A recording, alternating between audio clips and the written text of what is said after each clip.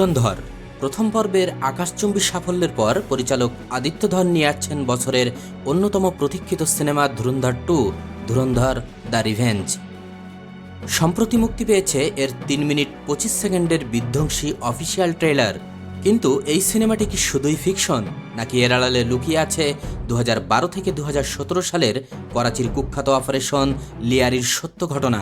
আজ the critics বাংলার পর্দায় আমরা করব এই ট্রেলারের ইনডেপথ ব্রেকডাউন এবং ডিকোড করব সিনেমার আসল ব্যাক স্টোরি। শেষ পর্যন্ত সাথে থাকুন, কারণ আজকের ভিডিওর রিভিউ হবে একদমই ভিন্ন আঙ্গিকে। ট্রেইলারের শুরুতেই আমরা দেখি কুখ্যাত গ্যাংস্টার উজাইর বালস, যে কিনা রেহমান ডাকাতের ভাই, সরাসরি চ্যালেঞ্জ ছুড়ে দিচ্ছে অজিত সান্যালকে। हिंदू बहुत ही डरपोक कौम है। पड़ोस में रहते हैं हम, कूदे भर का जोर लगा लो और बिगाड़ लो जो बिगाड़ सकते हो। বালজ বলছে, তোমরা হিন্দুরা কাপুরুষ, আমরা তোমাদের সীমানার পাশেই থাকি, অভ্যাস করে নাও। আর যদি তুমি মনে করো তোমার কিছু করার ক্ষমতা আছে, তাহলে করে দেখাও। এখানেই আদিত্য ধরের মুন্সিয়ানা। এই অজিত সান্যাল চরিত্রটি মূলত ভারতের সাবেক র ইন্টেলিজেন্স ব্রাঞ্চের পরিচালক অজিত দোভালের ছায়া অবলম্বনে তৈরি। যাদেরকে কাপুরুষ বলা হলো, তারাই যে পাকিস্তানের ভেতরে ঢুকে সব তছনছ করে দিয়ে আসবে, সেটা ট্রেইলারের পরের দৃশ্যগুলোতেই স্পষ্ট। ট্রেইলারের প্রথম এই দৃশ্যগুলোর ট্রান্সফরমেশন এক কথায় অসাধারণ। পরের দৃশ্যে আমরা দেখি হামজা আলী মাঝারিকে, যে তার ডায়েরি থেকে রেহমান ডাকাতের নাম কেটে দিচ্ছে। অর্থাৎ প্রথম পর্বের শেষে রেহমান ডাকাতের মৃত্যুর মাধ্যমে হামজার মিশনের প্রথম ধাপ শেষ হয়েছে। লিয়ারির দখল নেওয়ার জন্য চলছে এক মারাত্মক গ্যাংওয়ার, আর লিয়ারি জ্বলছে গ্যাংওয়ারের আগুনে। सबसे बड़ा सवाल, रहमान डकैत की मौत के बाद कौन बनेगा लियारी का बादशाह?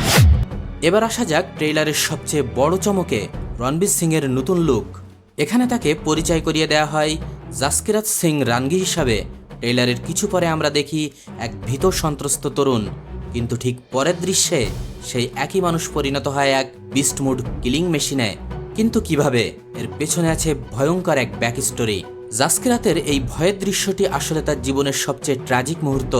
তার বাবাকে হত্যা করা হয়, আর তার মা ও বোনের উপরে চালানো হয় নৃশংস নির্যাতন। এই ভয়ঙ্কর ঘটনার পর তার ভিতরে জন্ম নেয় প্রতিশোধের আগুন। প্রতিশোধের আগুনে নৃশংসভাবে হত্যা করেন তার পরিবারের উপর নির্যাতনে জড়িতদের। এরপর তাকে গ্রেপ্তারও করা হয়। কিন্তু এখানে আসে সবচেয়ে বড় টুইস্ট। জেল থেকে তাকে গোপনে ছাড়িয়ে আনেন অজিত সান্যাল, কারণ তিনি জানতেন প্রতিশোধের আগুনে জ্বলতে থাকা জাসকিরাতকে সঠিক ট্রেনিং দিলে সে হয়ে উঠবে এক অজেয় অস্ত্র। এরপর তাকে ট্রেনিং দেওয়া হয় বলিদান রেজিমেন্টে এবং তাকে পাঠানো হয় মিশন ধুরন্ধরে। रो क्यों रहा है लाले? तूने सुना नहीं? जहाँ दर्द है वहाँ मर्द है। চৌধুরী আসলামকে ইয়ারির এই অ্যাকশন দৃশ্যে দেখা যায়। একই ব্যাকগ্রাউন্ডে দেখা যায় হামজা আলী মাঝারিকেও। এসপি চৌধুরী আসলাম এবং হামজা আলী মাঝারির মধ্যে সংঘর্ষের আজ এখান থেকেই পাওয়া যায়।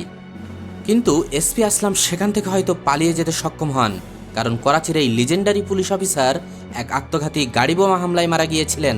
ট্রেইলারের সেই বিস্ফোরণের ইঙ্গিতও পাওয়া যায়। এর পরের দৃশ্যে ট্রেইলারে দেখা যায় মেজর ইকবল চরিত্রটি।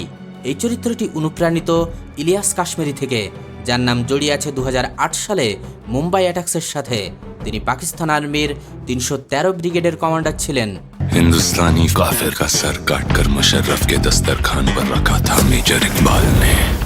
ইতিহাস বলে তিনি এক ভারতীয় সেনা অফিসারের মাথা কেটে পাকিস্তানে নিয়ে গিয়েছিলেন। ট্রেইলারে তাকে বলতে শোনা যায় সে আবারও একটি মাথা কাটতে চান, আর সেই মাথাটি হলো হামজা আলী মাঝারির।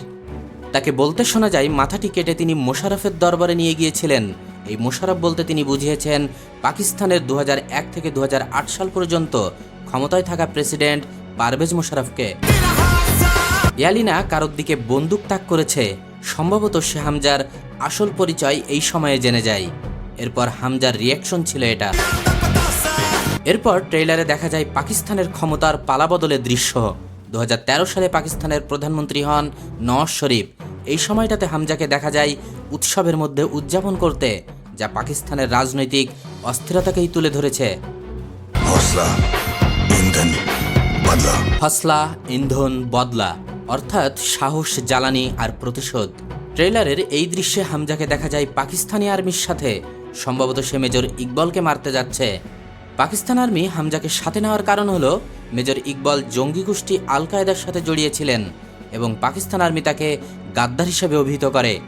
পাকিস্তান আর্মি মেজর ইকবালের অফিসের উপর এয়ার স্ট্রাইকও করে, যার প্রমাণ এই দৃশ্য থেকে পাওয়া যায়।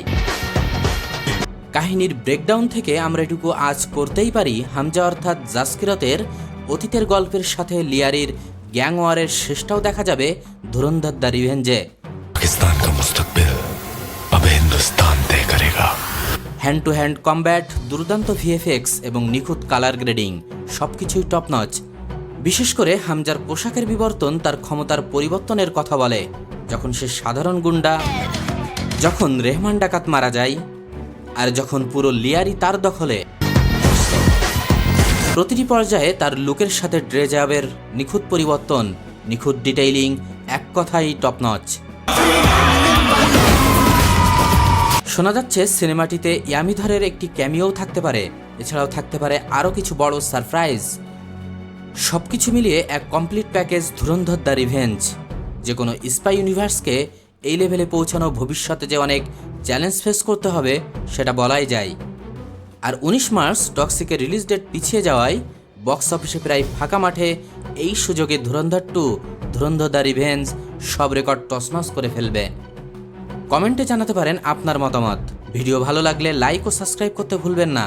This is the critics Bangla. See you in the next video.